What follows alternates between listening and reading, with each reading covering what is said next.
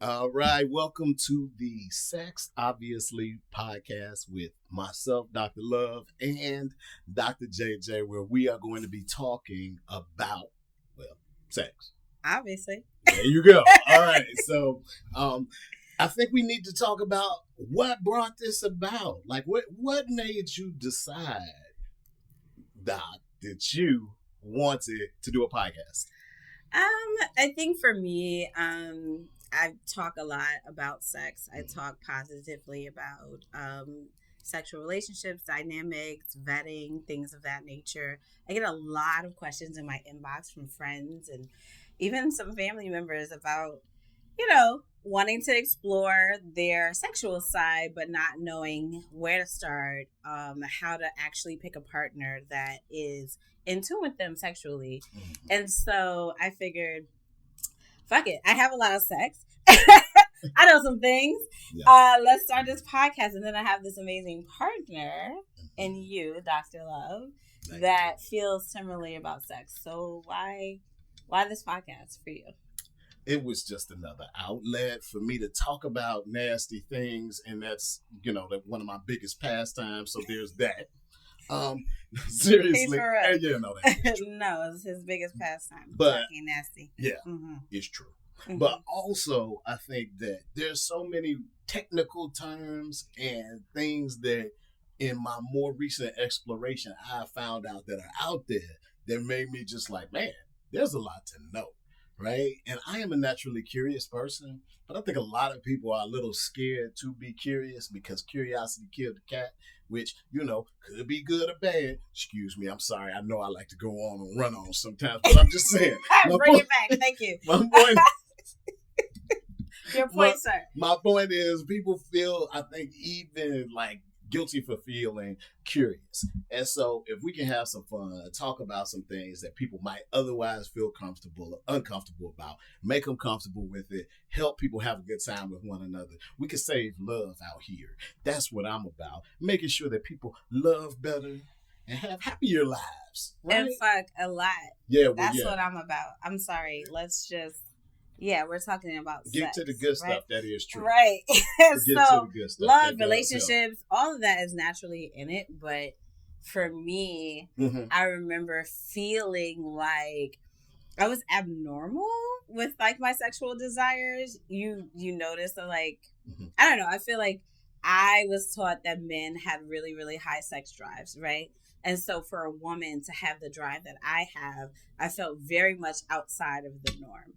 And then I found a community of women that were like, oh, wait, I'm also on that same thing. And then finding a partner that can match my drive and sometimes, what should I say? Sometimes, like, has a higher drive than I do. I don't know. Your words are yours. You can choose them all you want to. I don't want to Sometimes be accused has a higher drive. It makes the experience like definitely that much more pleasurable for me. Also, like, I have a lot of girlfriends. I have friends out there in the interwebs, and lots of sexual repression that I've come across, and so yes. More to the reason why I was like, let's just talk about it and let's talk about it on camera. Right? Fight repression. We got to fight repression. Totally not for the repression. Yes. Oh, I'm excited about this one, Dr. JJ. Tell me what's up. Same. So this topic came from a post I saw in one of the many social media groups that I frequent. And so I'm just going to read what this young lady wrote, and then we'll get it started. So she says, I hate initiating sex. I feel like it takes away my femininity or whatever. So, like, even if I want to, I won't say. He hates that. We've had this conversation, so he just stops initiating too. It drags out too long. I need subtle, very subtle ways to initiate. So when I read this at first, I'm like, what? I hate initiating sex. Like, what is... what's that about? Like, why, if you want it, why don't you say you want it? But then I thought to myself, like, where does it come from that women feel like initiation will take away their femininity, right? I'm not saying that I'm like I don't think I'm a big initiator, right? I don't think that when it's time for sexy time, I'm out there like, hey boy, come on, give me the goods. Like that's definitely not my MO. No. I haven't heard the give me the goods. Yeah. I don't think I do the give me the goods thing, right? But I think there are ways that signal to you that I'm ready.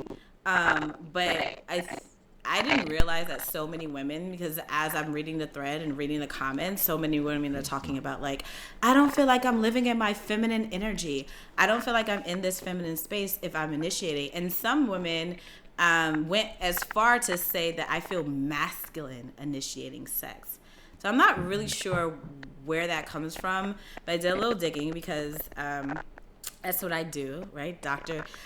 Love and Dr. JJ are not just doctors for the podcast. We are actual PhDs, both of us. And so as to quantitative researchers, my natural instinct is to go to studies. Like, where does this idea come from that initiating sex from a woman's perspective is not a feminine thing to do? And so I came across a couple of studies, and then one of the studies talks about gender roles and how traditional gender roles and traditional sexual scripts that women and men tell themselves actually prevent women from initiating sex, because sex is looked at as a act upon, like for a woman, like it's something that's done to me. It's not something that I do. It's not something that I go after. It's something that a man that is a hunter will do, right? And so if you think about it from that perspective, it makes sense that a woman that initiates sex feels like they're operating in a masculine space, right? But I did some digging. I was like, okay, so what are some other things that women are saying? Like, what happens when couples are in a relationship and women are initiating sex? And there was actually an article about women's sexual initiation practices that said that couples, right, if a woman is initiating sex the majority of the time, her sexual gratification increases. So women that initiate have a higher chance of being more satisfied sexually because they're actually going for what they want. What do you think about that? Well, okay. So I think going for what you want, like that is obviously a really good thing. I think that people feeling like empowered to say what it is they want and all the rest of that leads to better outcomes with them in general. Like taking charge is an important thing for both people.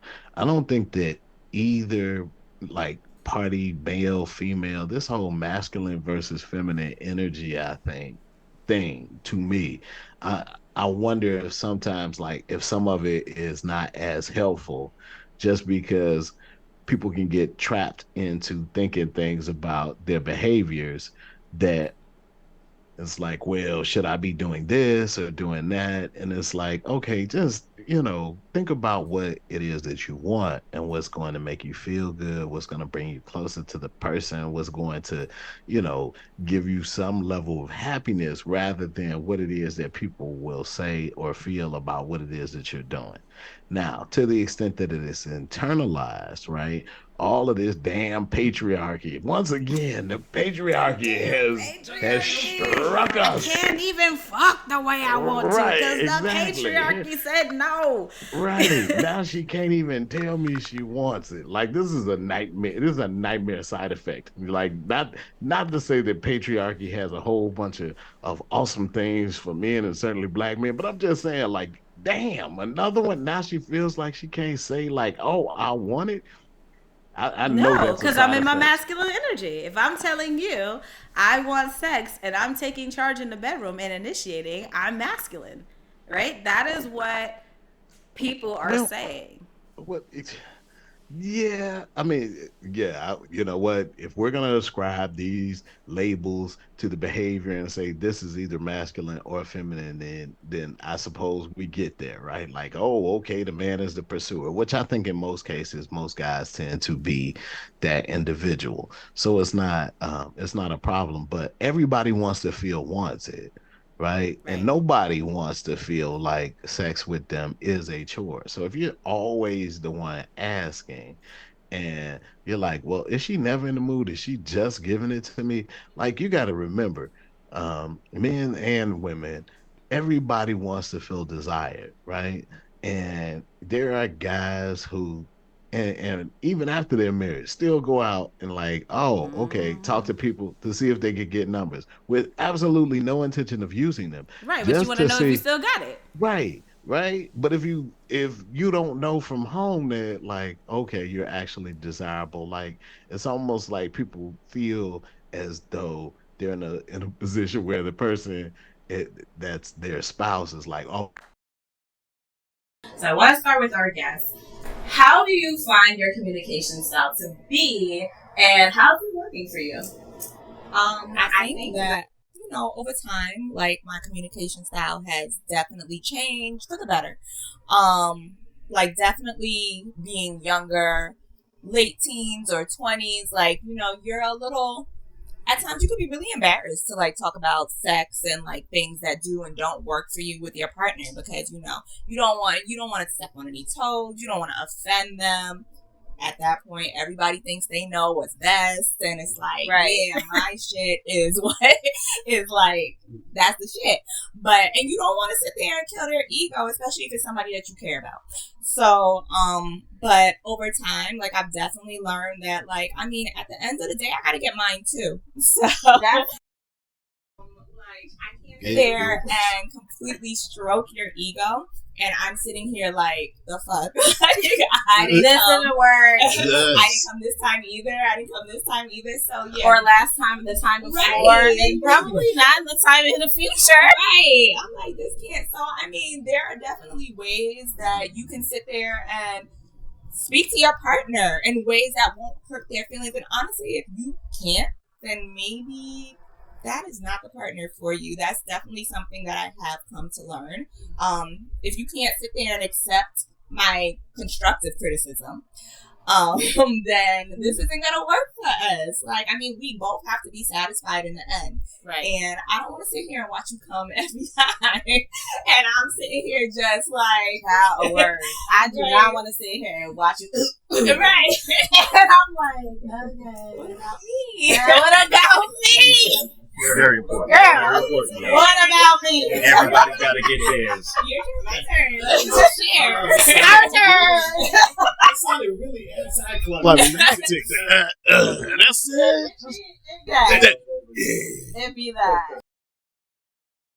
Now, I mean, there's not a biblical reference for like, suck my balls or like, you know what I mean? Like, there's nothing that I can use to justify biblically what it is that I want and what feels good to me sometimes, right? And so you have to feel comfortable talking about what you physically want. I think a lot of these constructs that we have around us limit the pleasure that we could otherwise receive from one another. And so if you're scared to even verbalize what it is that you like, even when you're doing it, it's probably not going to be done to the level that you can really enjoy or to the level that it could be. Why? Because you're not able to even let yourself go and be all the way in the moment with it. And so I think a big part of communication is being able to say something that might otherwise be uncomfortable, that might go against some of the things that you were taught growing up and all the rest of that, but will feel really good to you. And the reason that it can be okay is because you're in a space with a person that you can trust implicitly and deeply, right? That part of it makes it so that, I can say this incredibly nasty thing, and then we can do an incredibly nasty thing, and then we could take the kids to Sunday school, right? Like, you want to be people to do all of that and then just walk out the house like nothing happened and just smile at each other in the fellowship hall at the church or at brunch or whatever. And when everybody is wondering why she's smiling like that. Yeah, and the other ladies know it's probably because her husband nasty and told her some nasty stuff. And it's true. Like, that's what it's supposed to be about. Have fun. But so much of the external structures are designed in ways that don't make it feel like we can be open with one another, have fun with one another. You can't ascribe to all of that and at the same time really be as deeply into the person as you could. All right, so today we are talking about sexual vetting. What is it? Why is it important? Why can't you skip this step? And how can you do it effectively? So I think in some of our previous episodes, we've alluded to vetting process. I think people have heard about vetting. People vet when they're dating, but why don't people vet about sex? I would think that part of some of the topics that we've covered about dead bedroom situations, about communication, happiness, initiation, a lot of that can be sort of mitigated if you do the proper sexual vetting up front when you're starting to partner or date someone. And so I think in the common understanding of sexual vetting, it comes from the BDSM kink world. And that's not necessarily what we mean here. We'll talk about that a little bit later. But vetting in any sense is the act of really digging in and getting to know someone, asking appropriate questions, making sure that their ideas align with your ideas in terms of how you want to exist together, what your goals are, and how you want to move forward in a relationship, right? And so when we talk about sexual vetting, it is the same idea, but aligning your sexual desires, your needs, your drive, what it is that you want to experiment with, what it is that is a hard no for you, and aligning on that up front, right? Yes. And that is, I mean, that upfront part is a thing that I think most of the people, for lack of a better word, when I say vanilla, I don't mean it in a pejorative way. I mean, like, just most people have what you would call a sort of vanilla sex life. And I think it's all about everyone's thinking our desires and all of these things are just likely to be along the same lines in a typical romantic relationship, right? But then it's no surprise that vetting would come from the BDSM world. Why? Because now you're doing things that are outside of the norm, right? It's like, okay, well, if somebody's going to be spanking you with a flogger or something like that, you gotta know, okay, how right, but how hard too, right? Like because yeah. Sorry, I digress. Go ahead. No, but see how good you are at vetting, right? Like, or being a part of the vetting process because your communication is open and you're saying exactly what you think about the thing, which is important when somebody's going to be smacking you with a paddle. And even more important when you don't know who they are or how hard they're likely to swing. You remember that time we were at the place and the gentleman had his first opportunity to swing with a paddle on a young lady. Yeah, she was excited about it. Yes, you lost your paddle privileges immediately. For the rest of the trip. Yeah, no, it was over with. It was completely done. No, you never got to do it again. Not only with her, but literally no one else. Why? Because it swung it too hard. The communication wasn't there. He didn't know what he was doing. And literally everybody in the entire room was like, yeah, no, you can't have somebody just swinging off on people like they had set they online, it had set or something like that, getting straight up hazed. That's not it. Right. And so when you have solid communication, then you avoid awkward moments like that. Right. And I think a lot of times in a traditional relationship, people end up in a whole bunch of awkward moments because they really don't know what it is the other person likes or is looking for because everybody's making assumptions. Right. And assumptions can, make an ass out of you and everybody around you. Right. And so in terms of vetting, online all the time. I'm in social media constantly, right? People name all of their must-haves up front, especially in these singles communities, about what it is that they want, what it is that they're looking for, what they want the person to bring to the table, right? And how they go through the vetting process and dating. And it's very detailed, right? It's all about, some people talk about finances. Some people talk about like emotional availability, career choices even gets part of that, who's paying at dinner. All of those things are talked about, and they're talked about really openly. And it's part of the natural vetting when two people are trying to come, 2 or 3 or 4 people are trying to come together and coexist in a thing, right? In a dynamic. And so my question has always been, well, why don't you go through that process when you're talking about sex? So you get with a person, right? And you vetted them in all ways, every which way from Sunday, up, down, from the rooter to the tutor, right? You done vetted them. And then you're in this relationship and you don't know that this person only wants sex once a month? Yeah. No, I think part of it is like people don't want to ask questions that they don't want to the answer to, but also people don't want to ask questions that they will have to answer. And so sometimes, and really when you think about both sides of that coin, really what it is holding out information about yourself, right, or not really seeking information about the other person, or discounting the thing. Like anything that you feel like you can do without discussing or really understanding what it is that the other person in the relationship wants from it, you are not prioritizing it. Just being real. You're not prioritizing it.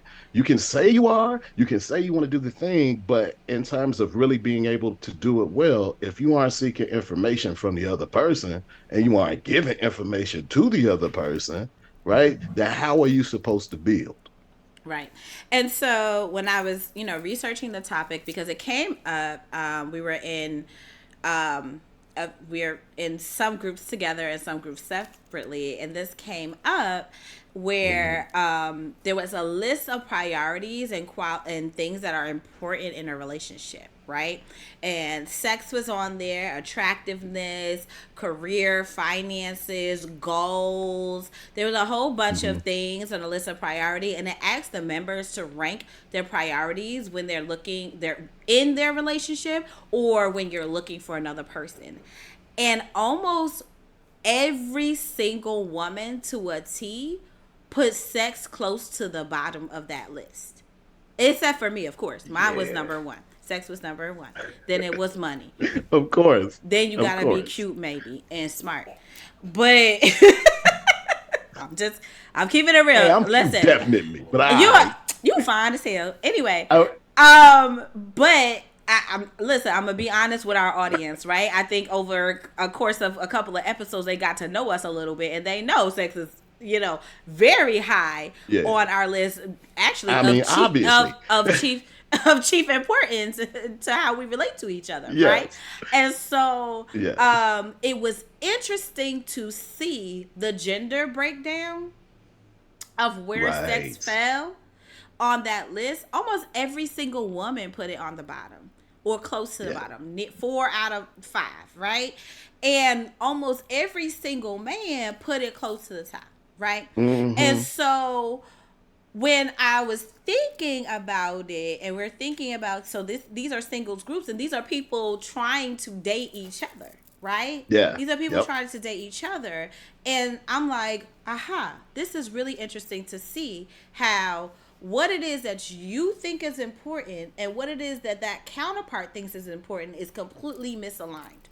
Right? Yes. And so when you're talking and you're vetting and you go through the process, a lot of women that I speak to don't really talk about sex in the process at all. Yeah. Right? Yeah. And so then they get into a relationship, and a lot of men don't talk about it either because they're, I think, and you can correct me if I'm wrong, afraid to be off-putting to a woman when they know that is something that women don't want to hear early in the relationship process. They know that, like, I can't talk about sex too quickly or she's going to be turned off and walk away. And what I would like to say is, you need to talk about sex first.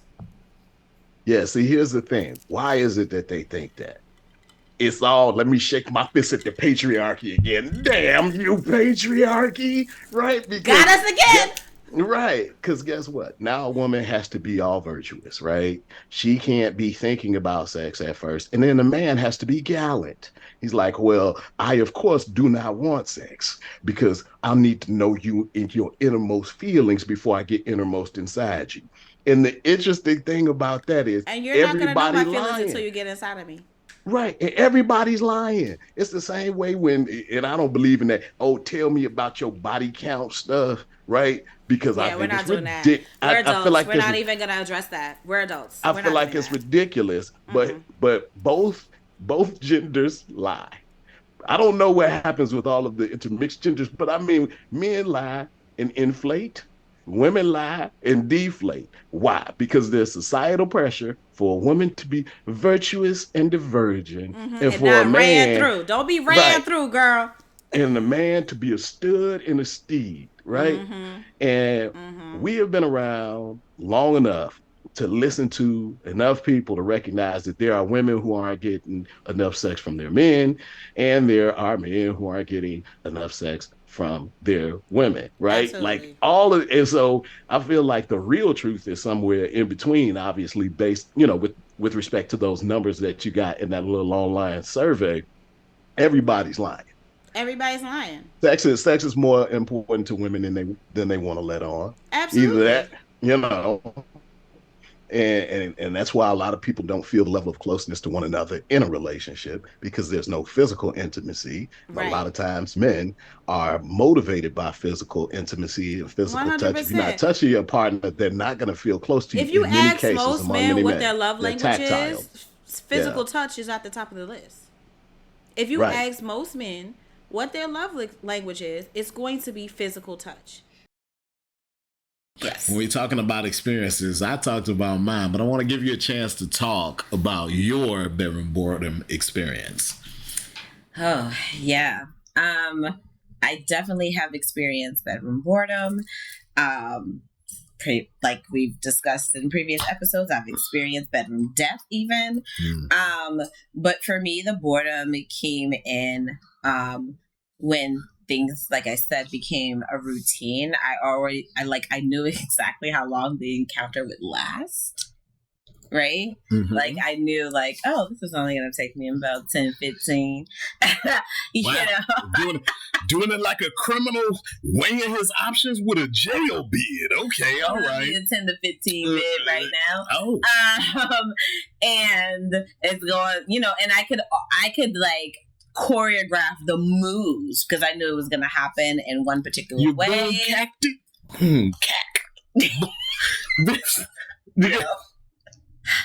This is what I do. You can have the whole thing. I can't even mapped out like that. I cannot express to you. That's how it goes. Viewers. Okay. How much I deal with this all the time. Okay. Are you good? Are you good? Can we get back to my? But please, go ahead and finish because I really want to hear the rest of it. I'm sorry. Thank you. So I knew exactly how it was going to go down. I knew it was always going to be the bedroom. The lights was going to be off. It was always at night. It was like that sort of level of routine became really boring to me. And then also as I admit, talk to friends and other people that I knew and all of the experiences they were having.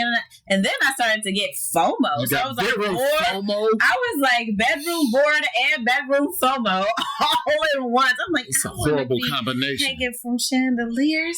Damn. Why I can't? There's whole songs about it. I even got a chandelier in this room. I was and then you just get all kinds of dissatisfied. Yeah. And so when I wanted to discuss what was going on, I tried to come from it with are you feeling satisfied? Are you is this good for you? And when the other person is not bored, and you are, is a real hard conversation to have. Right? Yeah. It is, because he was like, no, I'm good. This is great.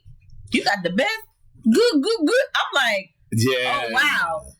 Okay, so now awkward. Well, this is what how do I now say, like, I'm actually not good because you're so satisfied, and I'm just like, this is where previous episodes come into play, right? There were conversations that you had where this topic obviously flew right past both of you in some way, to where you thought one thing. And he thought another. Yeah. Everybody thought, at least at that point, it was cool. And then the communication in terms of how things were changing along the way, it gets real difficult, right? Because you think that you're on the same course and you're not. Not at all. Yeah. Right? We're on completely different courses. And so, then going and having the conversation and then realizing that, like, the person that you are partnered with, having sexual relations with, you're bored, they're feeling satisfied, and then they become unwilling to change, or to add any additional elements to it. Like, everything was a list of no's, because they're good where they are, and so then I knew my needs were, like, not going to be met.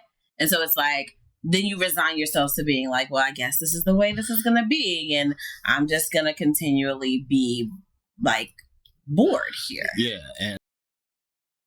But I think that people have this idea about the romantic, spontaneity, magical, golden experience when it comes to sex, that, like, if it doesn't happen like that, then it's either not good sex, it's not quality, it's something that they don't want, or they just ignore it altogether, right? If I can't do it spontaneously and just miraculously, as soon as you walk through the door, they'll all happen heavy, and you take me in your arms and toss me down on the kitchen counter or whatever. Like, if it's not happening like that, then there's something either wrong with the relationship, wrong with the partner, wrong with the sex that we're having, wrong with the experience, and just wrong with me in general if I'm not feeling that way. And so,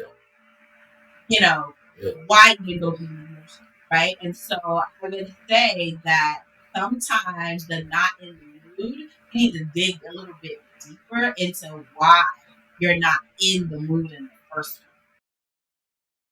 Ultimately, we all want to be sexy.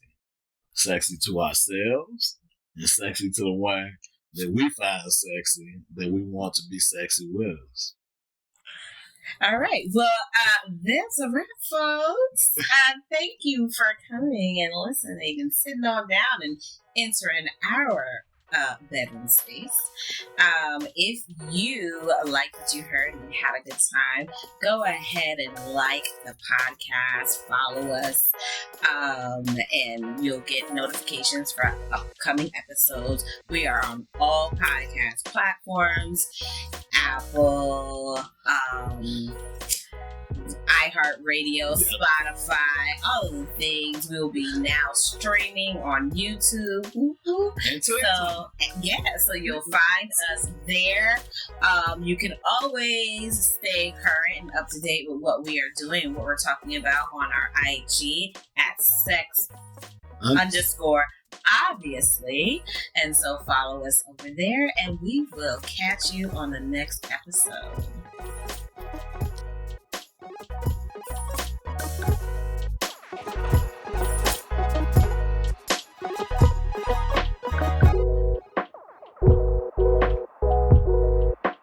Thank you for a great first season.